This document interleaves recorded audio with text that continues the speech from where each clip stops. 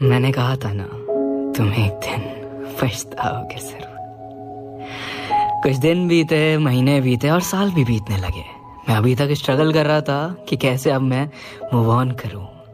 ऐसा नहीं है कि मैं मूव ऑन नहीं कर पाया था अब तक, पर कोई ना कोई बात थी, कोई ना कोई चीज थी मेरे मन में जो मुझे पूरी तरह से ठीक नहीं कर पाई थी अब तक। मैंने उसके जाने के बाद उससे कई बार कांटेक्ट करने की कोशिश करी, पर मुझे हमेशा एक ही चीज मिली उससे, इग्नोरेंस। और वो इग्नोरेंस मुझे जीने नहीं देता था। मुझे तकलीफ हुई, बहुत तकलीफ हुई, पर क्या करता मैं? ऑप्शन ही क्या था मेरे पास जिंदगी में आगे बढ़ने के अलावा? बहुत बार ख्याल आया कि जान दे दूं, पर उससे भी क्या होता? इतना बुज़दिल भी नहीं था मैं जो मैं किसी के धोखा देने पर खुद को और अपने परिवार वालों को सजा देता। मैं आगे बढ़ता चला गया, न रुका न थमा और ना ही पीछे मुड़ कर देखा।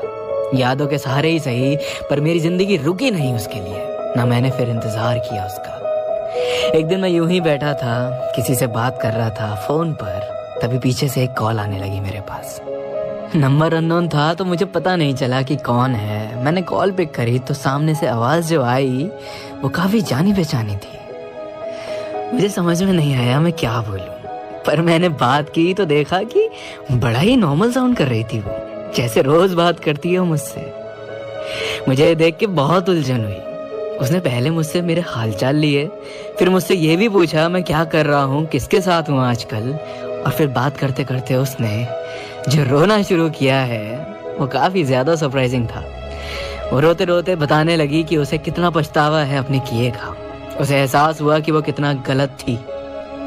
जिस प्यार के लिए उसकी सोच ये बन गई थी कि ये तो हर कोई दे सकता है, आज उसी प्यार के लिए तड़प रही थी वो। मेरे मन में उसके लिए कोई फीलिंग्स नहीं थी।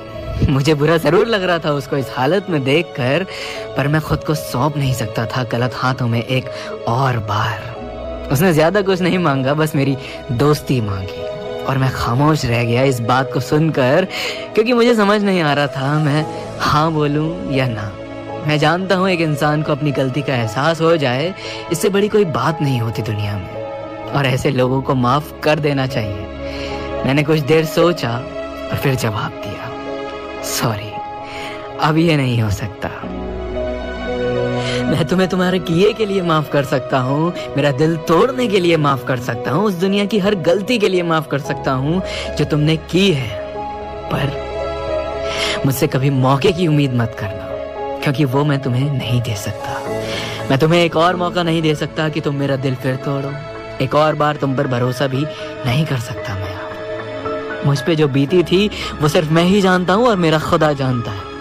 मैं एक और बार नहीं पिघल सकता, और ना कोशिश करना मुझे पिघलाने की अपनी केयर दिखाकर। सच कहूँ तो मुझे अब कोई फर्क ही नहीं पड़ता, और अगर पड़ता भी होगा तो मैं उसे अपनी कमजोरी नहीं बना सकता तुम्हारे आगे झुकने की, तुम्हें अपनाने की। इतना कहते ही मैंने फोन रख दिया, और उस रात के बाद उस नंबर से कभी कोई ना कॉल आया और ना ही टेक्स्ट मैसेज। मुझे नहीं पता मैंने गलत किया या सही, पर मैंने शायद इतने सालों में पहली बार खुद को चूज किया, खुद की सेल्फ रिस्पेक्ट को चूज किया, अपनी रूह के बारे में सोचा, अपने टूटे दिल के बारे में सोचा, जो कि हम बहुत कम करते हैं। हमेशा दूसरों को आगे रखना, हमेशा दूसरों के बारे में सोचना, हमेशा दूसरों को प्रायोरिटी देना। जाहिर सी बात है, अगर तुम दूसरों के हाथ में अपनी जिंदगी का, खुशियों का रिमोट कंट्रोल रख दोगे तो तुम एक्सपेक्ट भी कैसे कर सकते हो कि तुम हमेशा खुश रहोगे। ना इंसानों पे डिपेंड हो अपनी खुशियों को लेकर, और ना ही उन्हें अपनी कमजोरी बनाओ। चाहे कितने ही साल पुराना रिश्ता क्यों ना हो, टूटता है तो बेरहमी से ही टूटता है, और सब कुछ तोड़ के चला जाता है। ये उसका कर्मा था, जो उसके साथ भी वही हुआ जो उसने मेरे साथ भी किया। बस इसीलिए मुझे विश्वास हो गया कि अपने कर्म सही रखो, बाकी जो दूसरों को करना होगा वो हर हाल में कर लेंगे। तुम बस किसी को अपनी सेल्फ रिस्पेक्ट से ऊपर मत रखना।